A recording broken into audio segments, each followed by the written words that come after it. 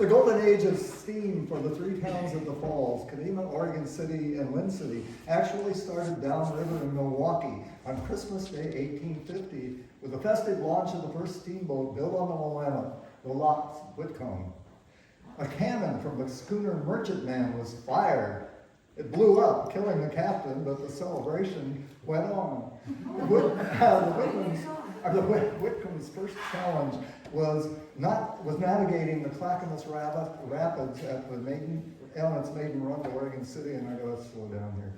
The editor of the Oregon Spectator asked poet Elizabeth Markham to hail the arrival with a poem, but the 160-foot center wheeler was stuck on, the Clackamas Rapids, and the paper's deadline was fast approaching. She beat the deadline while the boat was still stuck. Look, Whitcomb is coming, her banners are flying, she walks up the rapids with speed.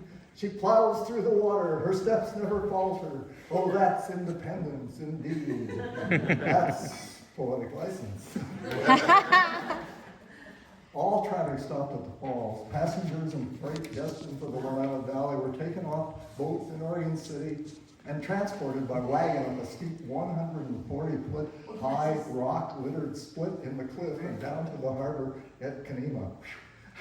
My great-great-uncle Absalom Hedges, pioneer of 1844, saw the economic potential of the harbor and staked his donation land claim there. He platted Kanema in 1849 and soon gathered investors in a proposed steamboat. He filled a satchel full of beaver money and sailed to New York to get money to buy steam engines, and they had to melt the coins down because they weren't legal tender. In May 1851, the Hoosier became the first steamer above the falls, soon followed by the Washington and the Multnomah, and Kanema was launched in September 1851. And it was a 135-foot side wheeler, and I'm getting behind here. And it was the first traveling post office in this territory. And that sketch was the only known image of that ship. And the portage road was built in 1850, blasted from the cliff. And I'm going to skip ahead here.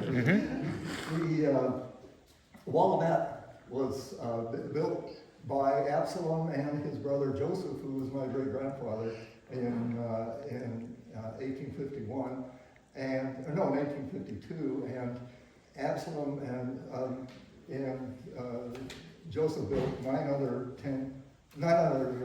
steamboats.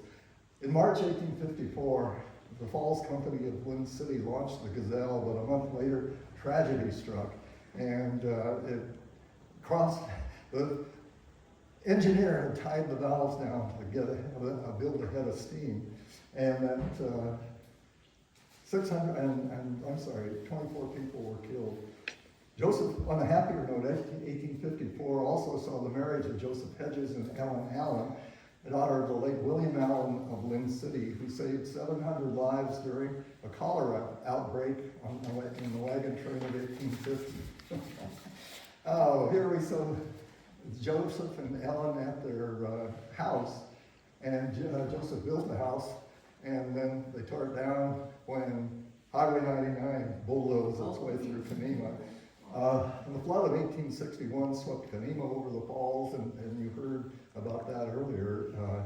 Absalom lost his fortune, but in the 1870s, 3 steamboats were built at Kanema, and they were the last of 31 plus over the years. And this is the 150-foot Alice, one of the largest to navigate. The Willamette Falls locks opened on New Year's Day, 1873, eliminating the need to portage around the falls. The Maria Wilkins, loaded with bigwigs, was the first boat through the locks. And a great story there told by Larry McIntyre. Thus ended the golden age of steam at Willamette Falls.